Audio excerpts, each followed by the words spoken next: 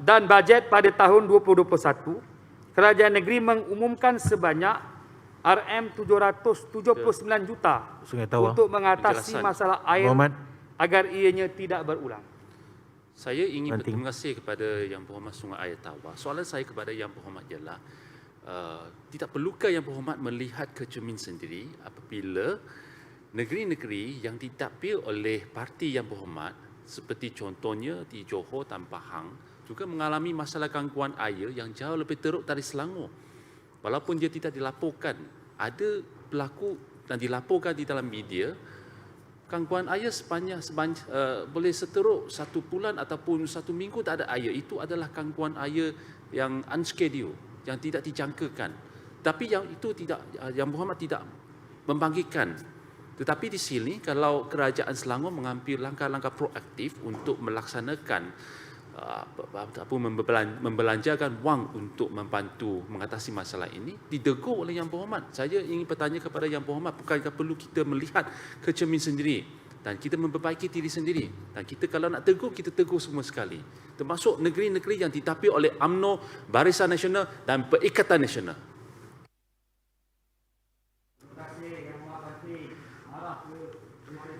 Yang Berhormat Sungai Tawar, Sungai Burong. Boleh mencelah Sungai Burong. Terima kasih Adinda Sungai Tawar kerana bagi peluang untuk saya membagikan isu. Sebenarnya masalah air di Selangor ni masalah yang tak berkesudahan. Saya ingat banyaklah cadangan-cadangan sur-sur daripada kerajaan negeri daripada dulu sampai sekarang untuk menyelesaikan masalah air. Nampaknya ni masalah air ni terutamanya gangguan air. Ini memang dendangan yang akan menjadi rintihan rakyat sepanjang masa. Ini kerana masalah pertama ialah gangguan air yang dikatakan disebabkan oleh pencemaran air. Yang kedua, loji-loji air terpaksa dibersihkan. Yang ketiga, air-air pipe-pipe terpaksa diganti untuk mengurangkan NRW. Tapi kita tahu setiap tahun mesti akan ada masalah air, gangguan air ini. Dan kita tahu bagaimana rintihan rakyat yang menghadapi masalah gangguan bekalan air. Setiap tahun mereka terpaksa membelanjakan wang dengan banyak untuk membeli alat-alat alternatif untuk membawa tanggungan-tanggungan air. Bayangkan rakyat masih terpaksa mengangkut air daripada tangki-tangki lori yang disediakan oleh Sabas. Ringkaskan Sungai Burong, bukan floor untuk berbahas. Ringkaskan Sungai Burong. Saya bagi celahan pada Yang Berhormat Sungai Tawar dan dia masih bagi. Saya ingat saya boleh bercakap. Takkan tak boleh. Ini masalah rakyat. Ringkaskan Sungai Burong. Masalah air. Ringkaskan. Masalah air ini tak boleh diringkaskan. Hari-hari Sungai Burong boleh berbahas kemudian. Saya sendiri terpaksa apabila air. Ini saya nak berikan 2 perkara. Yang pertama, kesusahan, kepayahan yang dihadapi oleh rakyat di Selangor akibat penutupan gangguan air ini. Timbalan Speaker. Sila duduk. Saya minta Timbalan Speaker, Sungai Air Tawar bagi giliran saya Sungai Burong akan tiba. Sekarang giliran kalau nak celah, ringkaskan. Saya bagi ringkaskan. Saya nak supaya masalah ini diselesaikan dengan segera. Saya nak mohon Kerajaan Negeri Selangor menjadikan ia sebagai prioriti utama. Tidaklah perlu menuding ke negeri-negeri lain. Ya. Tetap. Ini sifu saya kena dengar. Ya, iyalah dia duduklah. Berapa penggar dah? Tujuh speaker. Duduk ni. Speaker, cakap dengan speaker dengan saya. Speaker. Duduk pada peraturan speaker lah. Suruh duduk lah. Speaker. Saya dah Speaker yang suruh saya duduk, bukannya orang lain suruh saya duduk. Tuan Speaker. Sungai Burong, jangan sampai saya gunakan. Ini masalah air. Ya? Saya cuma nak mencelah daripada Speaker suruh pun tak duduk. Apa benda lah ni? Ya, rujuk pada Tuan Speaker.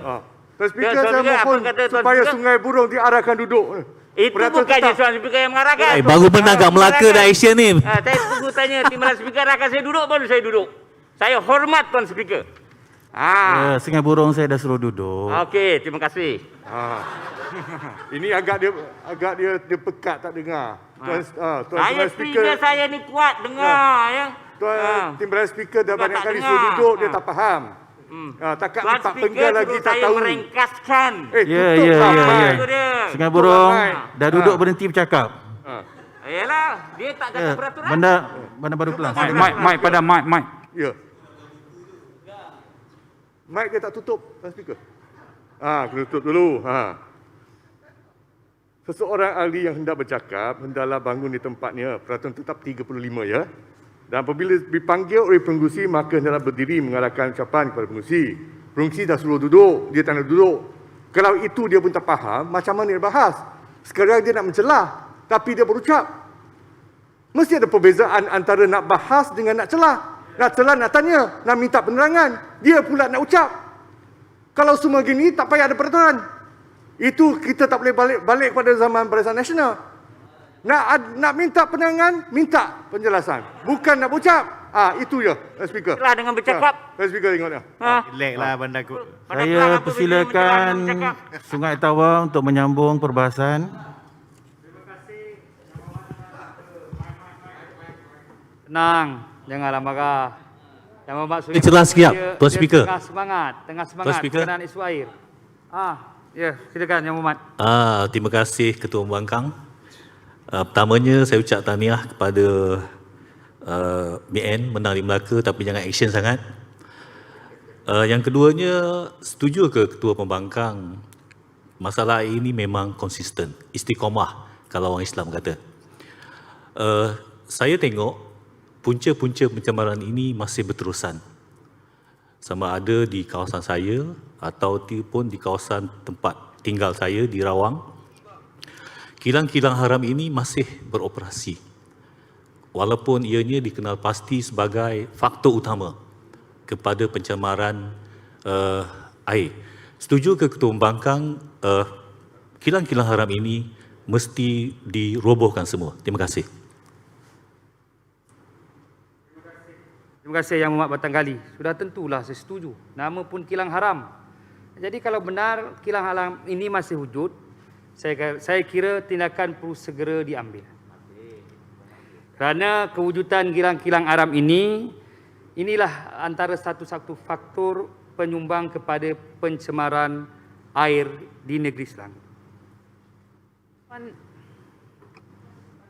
Tuan Timbalan Speaker. Kelanjan.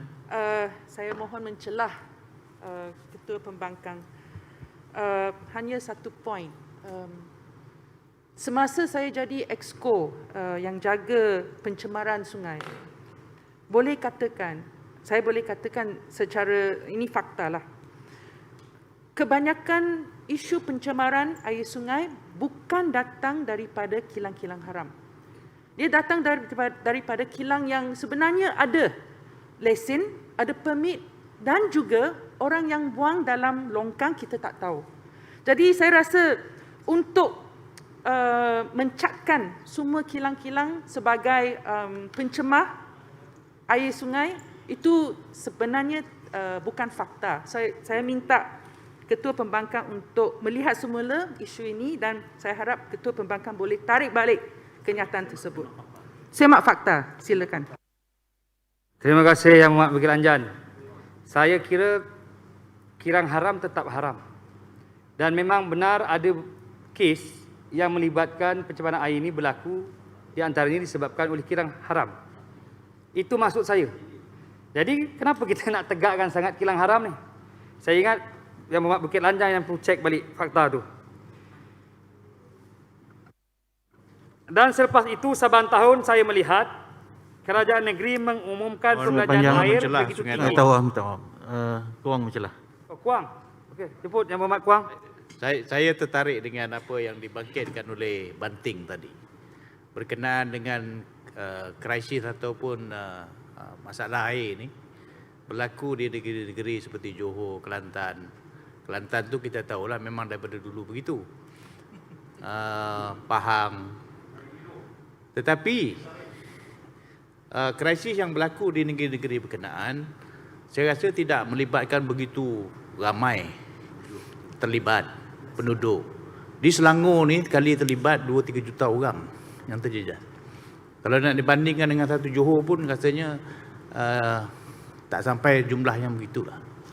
Jadi analogi berkaitan dengan krisis di Selangor dan juga di negeri-negeri lain tu tidak boleh dijadikan sebagai perbandingan.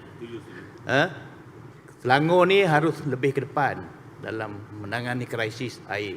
Kerana kita ada 6 juta orang di dalam negeri Selangor. Ni bayangkan kalau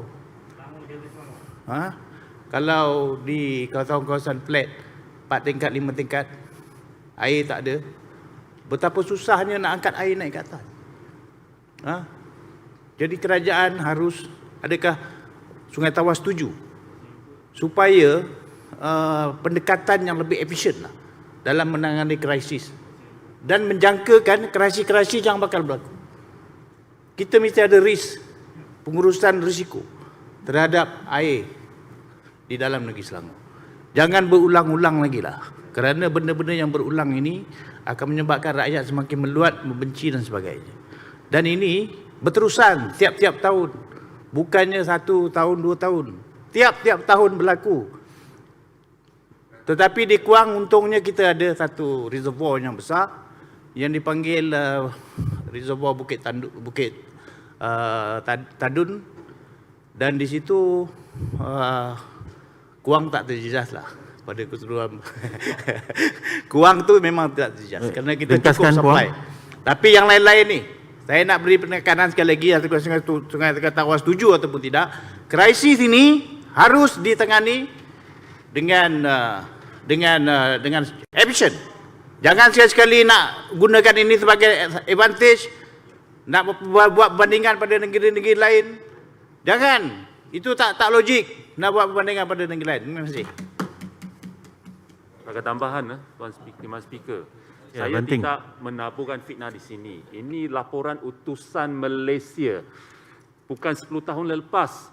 25 Ogos 2021. Kira-kira 157,000 penduduk di daerah Kuala Nirus, Terengganu dijangka menanggung sengsara terputus bekalan air selama 20 hari.